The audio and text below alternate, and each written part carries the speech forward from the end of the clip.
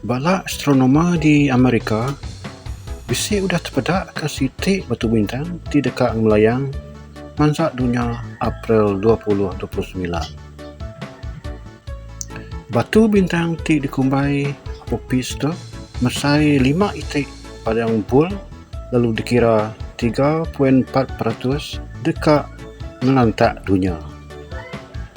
Artinya 96.6% taik bintang digagak nama 2004 MN4 tu disadang minat mansa semak dunia aja.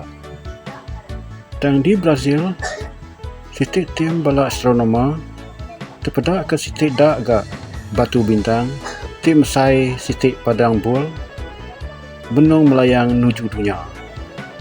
Batu bintang disebut 2024 YR4 tu dikira 2.1% dekat melanggar dunia Disember 2032.